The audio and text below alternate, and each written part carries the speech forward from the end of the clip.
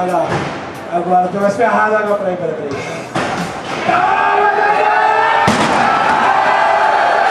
Que é isso? Toma na sua casa, não! Ai! Meu Deus do céu. Olha! Agressividade, o drop breaker. Eu tô vendo, é difícil. Vai! Olha! É bem difícil controlar, rapaz. Ele é muito sensível. Pera aí, galera. Toma! Ih, caiu o chifre! Mas Dragão, sai daí, cara. Agora vamos tomar água. Ai, meu Deus, pera aí. Eu vou pro meio da arena. Ai, gol! Sai. Pera aí. Rapaz. Vem. Parou a roda? Não, tá, tô bem. Eles estão mais destruindo a arena do que o próprio robô, né, É muito difícil, cara. Ai! Vou o parafuso. Vai. Eu acho que parou na roda. Parou uma roda.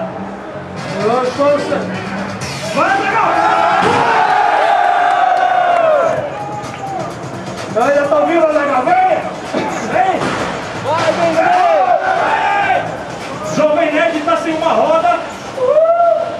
Vai dar gol! Despirocou.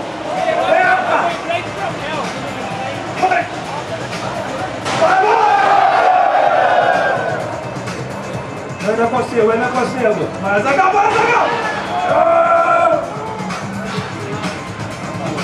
Parou! Misericórdia, hein? Sem dó! E aí, galera? E aí, o que é pra fazer? Vai salvar ele, vai!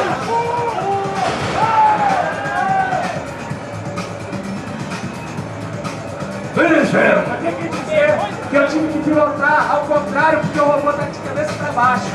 Foi mais difícil, Jovem. Foi mais difícil. Vai lá. Golpe de misericórdia, legal. Tô me alinhando aqui. Nossa!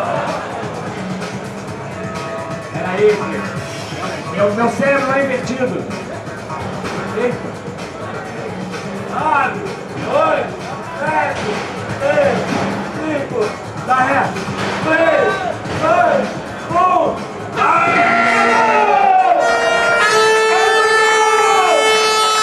Legal, por favor. É o que eu falei. Jovem Nerd é só bravata.